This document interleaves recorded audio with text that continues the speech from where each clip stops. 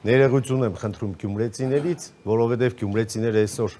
անհամբեր սպասում են, որ մենք ներկայացնենք Գյումրու խնդիրների վերաբերյալ մեր մոտեցումները, ծրագրերը, Արցախի հետ կապված գյումրեցիները հստակ հիշում են եւ Ռոբերտ Քոչարյանի եւ Սերժ Սարգսյանի պաշտոնավարման տարիներին,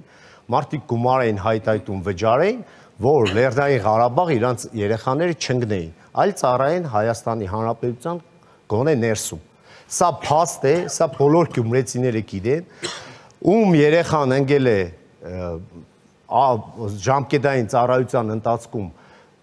տեղափոխել են Ղարաբաղ, Լեռնային Ղարաբաղ, այդ մարդիկ իրենց դժբախտ են համարել։ Հիմա եկել եք գյումրեցիներին ուզում եք հակառակը ապացուցել։ Ես չեմ ուզել շեղվեմ մեր օրակարգից, իմ համար Գյումրու խնդիրները այս պահին կարևորագույնն են։ Մարտի 30-ին գյումրեցին կատարելու է իր ընտրությունը,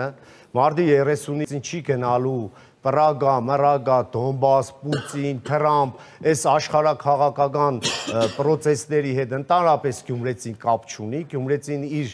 վստահ գիտակից քվեն տալու է։ Շնորհակալ եմ, նաև ներողություն եմ խնդրում մեր հարգարժան հեռուստադիտողից մի փոքր թեմայից դուրս բանաբեջի համար, իմ համար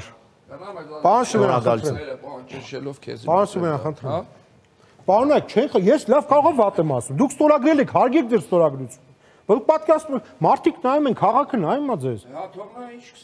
Այն կսեք, որ հարգանքով եք միմյանց նկատմամբ։ Հիմա բանավեճի ընթացքում կարող եք 6 րոպե խոսել։